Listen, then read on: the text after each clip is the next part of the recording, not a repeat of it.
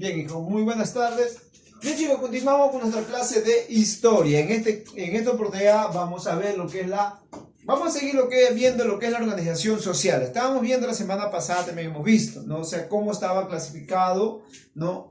La organización social en el virreinato del Perú, ¿no? Habíamos hablado de la clase, ¿no? De la nobleza, de la clase media, habíamos hablado del pueblo, habíamos hablado de los indígenas y por último habíamos visto de los negros y los mulatos. Hoy día lo vamos a seguir, vamos a profundizar un poquito más sobre lo que es la organización social en el virreinato. En esta oportunidad, chicos, vamos a ver desde el punto de vista socioeconómico cómo estaba, ¿no? Integrado.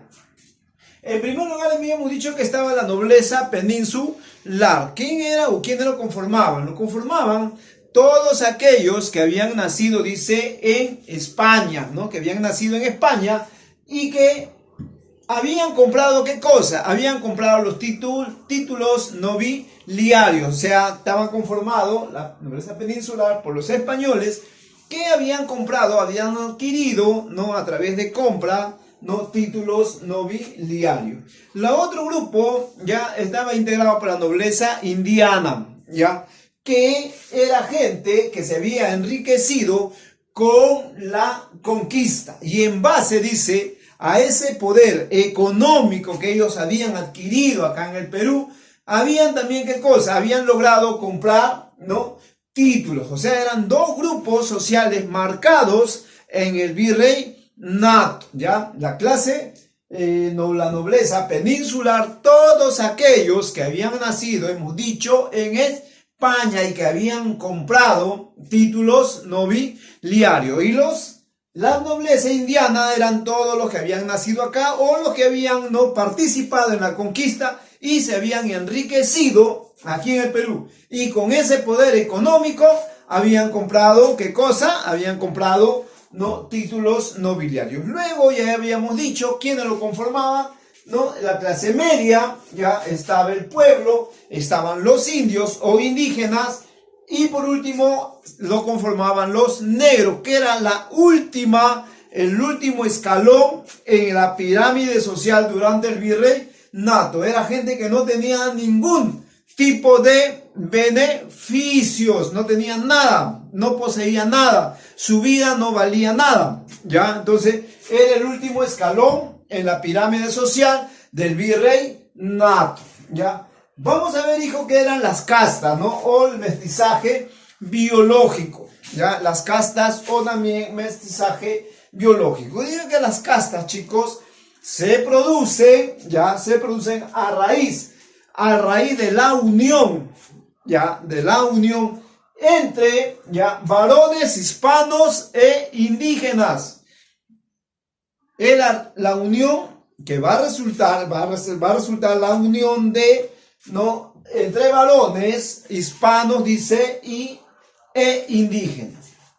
Asimismo, con el paso, hijo, con el paso del tiempo y la variedad en la mezcla ya, o sea, con el tiempo que ya van transcurriendo, la mezcla, la variedad en la mezcla de razas, van apareciendo nuevos términos para nombrar a cada uno de estos grupos raciales conocidos como castas. Sabido, hijo, que cuando vienen los españoles acá en el Perú, acá en el virreinato del Perú, existían, dice, ya 10 mujeres por cada hombre. Eso permitía, ¿qué cosa? Permitía que los varones tuvieran hijos, ya, en los indígenas, que tuvieran hijos en las negras, que traían ya del continente africano. Ya hemos dicho que los negros, hijos, llegan acá al Perú también con los españoles y luego es el cura, ¿no? El sacerdote Bartolomé de las Casas, quien pide, ¿no? Directamente a la corona española que trajeran ya esclavos negros. ¿Por qué? Porque aquí en el Perú la clase indígena, hijo, estaba decreciendo. Demográficamente estábamos decreciendo. ¿Debido a qué? Debido a la explotación inhumana, ¿no? Que estaban haciendo los españoles contra los indígenas. Entonces él pide que traigan más negros, que vienen negros, ¿no? del continente africano. Y ahí hay una mezcla también, ¿no? Que los españoles van a acoger también a mujeres negras, ¿no? Los van a acoger y van a tener hijos, van a tener, así como tenían hijos también con ¿no? las mujeres indígenas. Entonces, van habiendo cruces, van habiendo variedades en ese proceso, ¿no? Van saliendo nuevas razas, ¿no? Llamadas, en la época virreinal, llamadas castas, ¿ya? En el virreinato del Perú se usaron los siguientes términos, ¿ya? A estas razas lo pusieron los siguientes términos. Los criollos. ¿Quiénes eran los criollos? Hemos dicho que los criollos eran todos aquellos españoles que habían nacido acá en América. Decimos que españoles peninsulares o chapetones eran aquellos que habían nacido de padres españoles, pero habían nacido en España. Los criollos, hijos de padres españoles, pero que habían nacido ya acá en América, eran los criollos. Los mestizos, ¿ya? Los mestizos es otra variedad, es otro cruce, ¿ya? Que va a haber entre un indio o indígena con un blanco, ¿ya? Es el cruce entre el indígena con el blanco. Además también hubieron el mestizo real que resultaba, ¿no? de un conquistador y una noble india, y también el mestizo claro de un mestizo real con un español, el cruce de un mestizo real con un español. El mulato resultaba ya del cruce entre un blanco y un negro, ya. El sambo entre un negro y una indígena.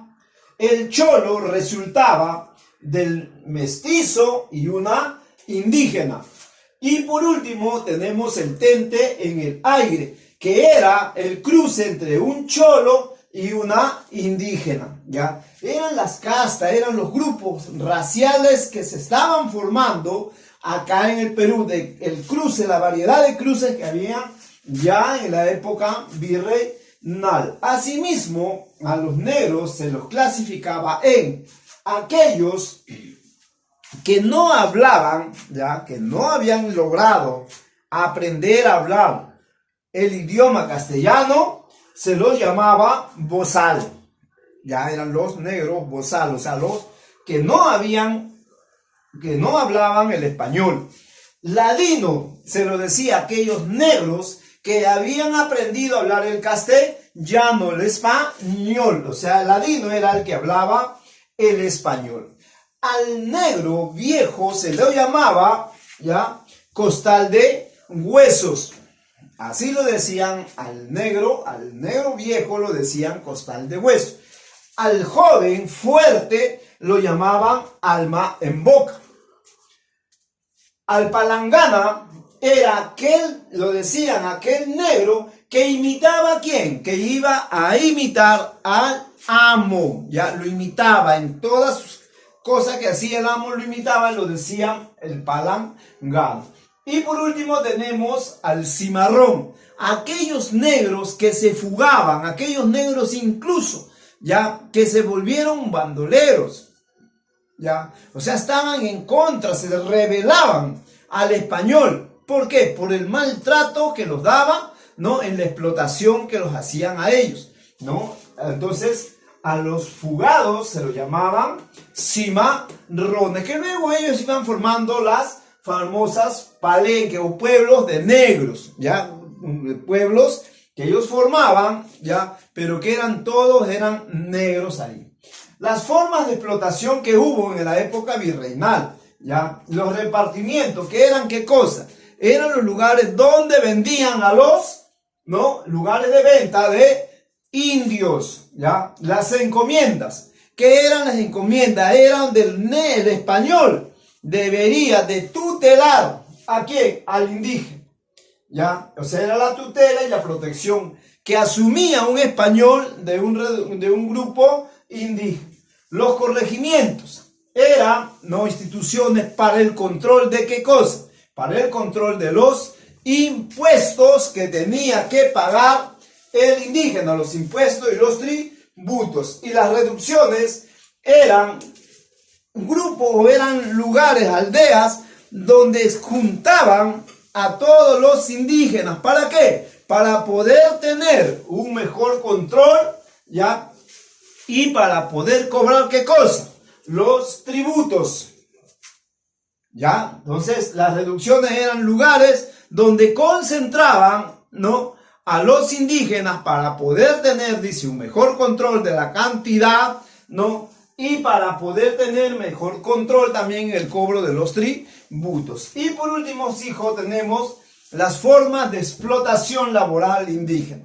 Todos sabemos que los españoles impusieron un sistema de explotación que prácticamente nadie tenía derecho de nada, ¿ya? La mitad minera, donde los indígenas o los negros tenían que ir a trabajar gratis para los españoles. Tenemos la mitad obrajera, la mitad agrícola y ganadera, etc. Bien, chicos, con esto estamos terminando lo que es la organización, cómo estuvo organizado socialmente ya el virreinato, ya cómo estuvo organizado, ¿no?, la sociedad virreinal, ¿no?